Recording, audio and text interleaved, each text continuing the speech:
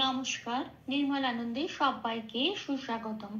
গুরুদেব প্রভু শ্রীকৃষ্ণ শ্রী রাধা মায়ের আশীর্বাদকে সারথি করে শ্রীমদ্ ভগবত গীতার প্রণাম মন্ত্র দিয়ে শুরু করছি আজকের গীতা পাঠ। শ্রীকৃষ্ণ হৃদয়ম গীতা সংসার মলনাশিনীম জ্ঞানম ভক্তিম মুক্তি দাত্রীম গীতা দেবীম নমস্তুতে। ওম নমো ভগবতে বাসুদেবায়। ওম নমো ভগবতে বাসুদেবায়। ওম নমো ভগবতে বাসুদেবায়। রাধে রাধে রাধে রাধে রাধে রাধে রাধে রাধে রাধে রাধে। শ্রীমদ্ ভগবত গীতা চতুর্থ অধ্যায় শ্লোক নাম্বার 16।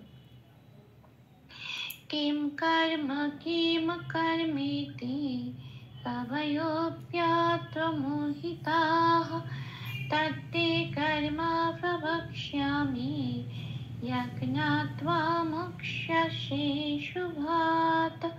আচ্ছা, এখানে প্রথম লাইনের প্রথম পাঠটুকু হচ্ছে কিং কর্মা কিমা কর্মেতি।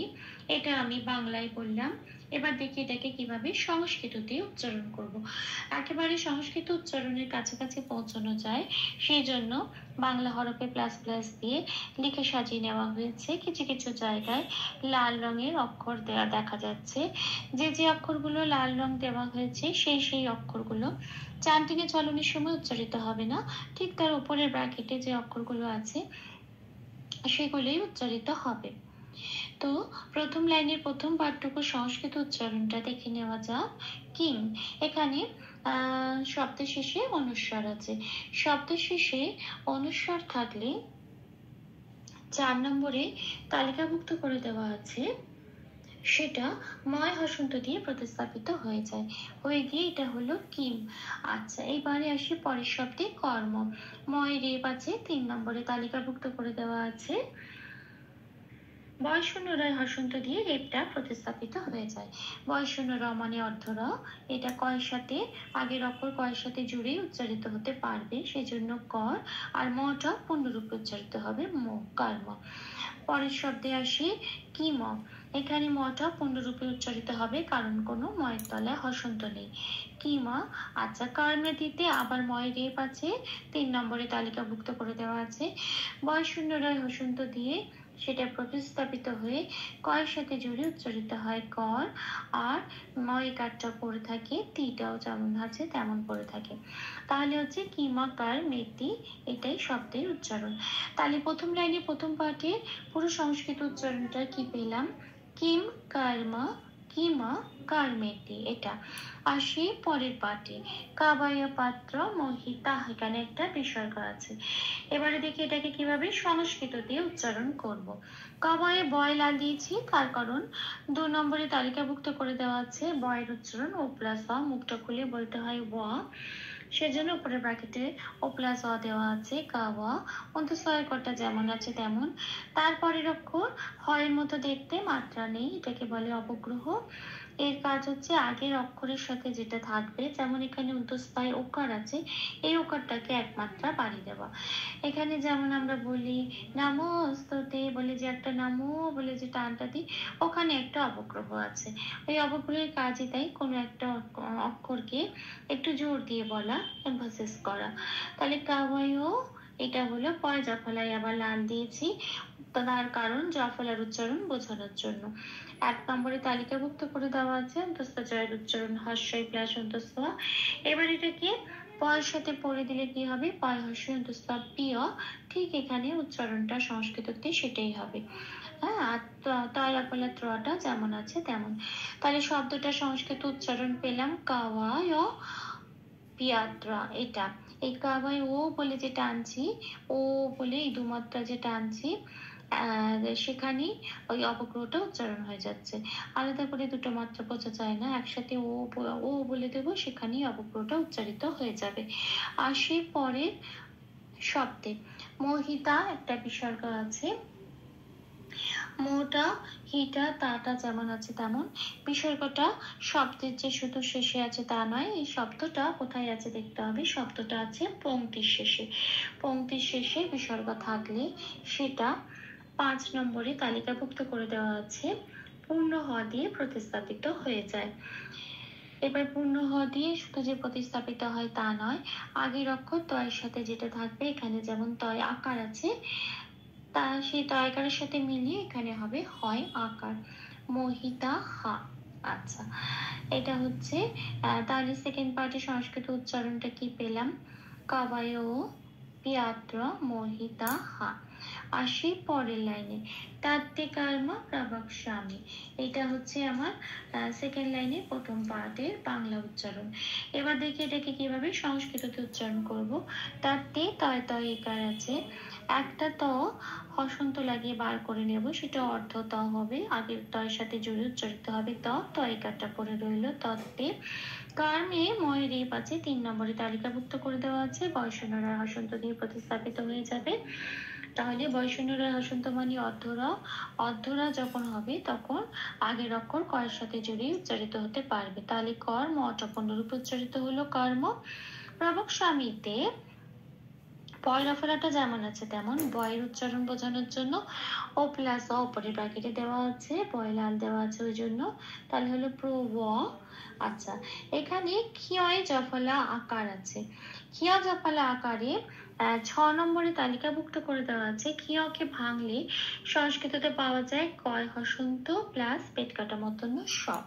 তাহলে এই যে কয় হসন্ত, হ্যাঁ, তো সেটা অর্ধকর, সেটা আগের অক্ষর বয়ের সাথে জুড়ে উচ্চারিত হলো। আর যেহেতু এখানে ক্ষীয় জফলা আকার আছে সেজন্য পেট কাটা মতন্য শয় জফলা আকার হয়েছে। আর এই পেট কাটা মতন্য শয়ের সাথে যে জফলা আকার আছে, জফলা আকারের উচ্চারণ বোঝানোর জন্য পেট কাটা মতন্য শয় জফলা আকারে লাল দেওয়া হয়েছে। ওপরের বাকেটে জফলা আকারের উচ্চারণ দেওয়া আছে হর্ষই প্লাস অন্তস্থ। 1 নম্বরে তালিকাভুক্ত করে দেওয়া আছে জফলার উচ্চারণ হর্ষই প্লাস অন্তস্থ।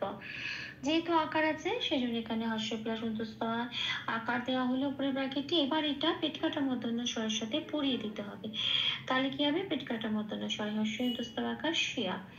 আচ্ছা, তারপরে মিটা যেমন আছে তেমন, প্রভাব শ্যামি শব্দের উচ্চারণ। তাহলে সেকেন্ড লাইনের প্রথম পার্টের সংস্কৃত উচ্চারণটা পেলাম, তাত্তে কর্মা প্রভাব শ্যামি। আসি শেষ পার্টে, ইয়াজ্ঞাত্বা মোক্ষ সে শুভাত। এটা আমি বাংলায় বললাম। এবার দেখি এটাকে কিভাবে সংস্কৃততে উচ্চারণ করব।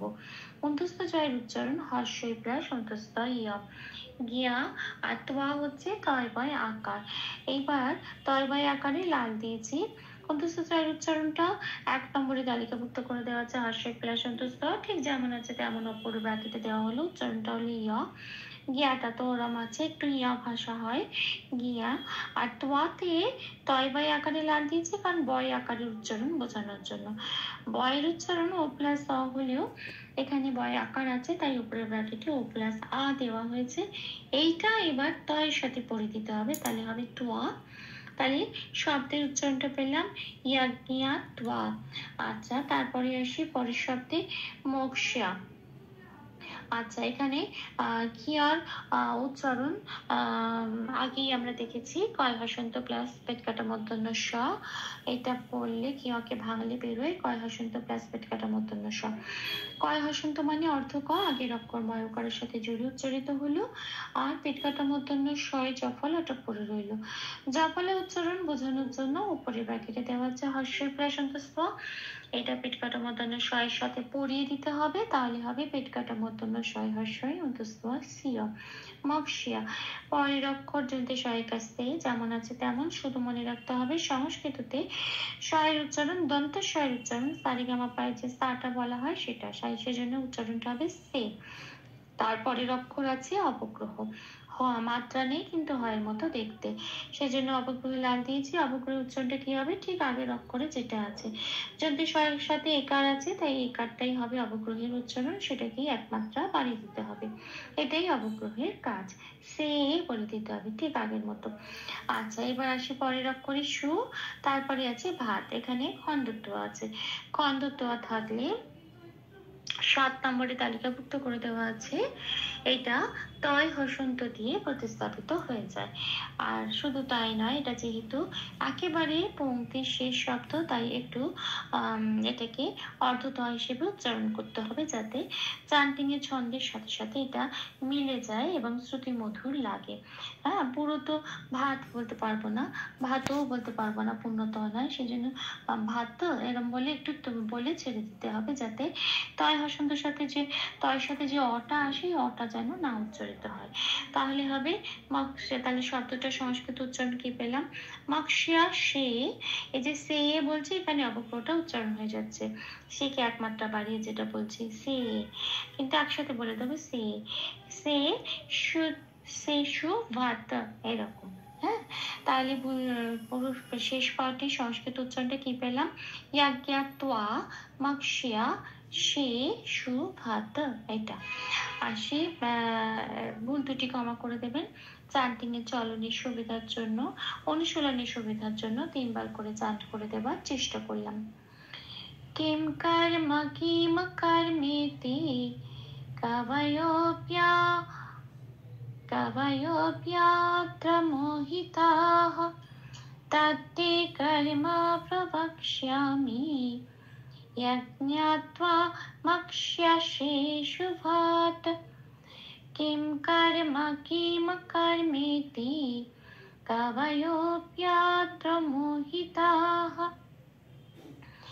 तत्ते कर्म प्रवक्ष्यामि यज्ञात्वा मक्ष्यसे शुभात्। किं कर्म किम कर्मेति कवयोऽप्यत्र मोहिताः तत्ते कर्म प्रवक्ष्यामि यज्ञात्वा मोक्ष्यसे शुभात्। राधे राधे राधे राधे राधे राधे राधे राधे राधे राधे।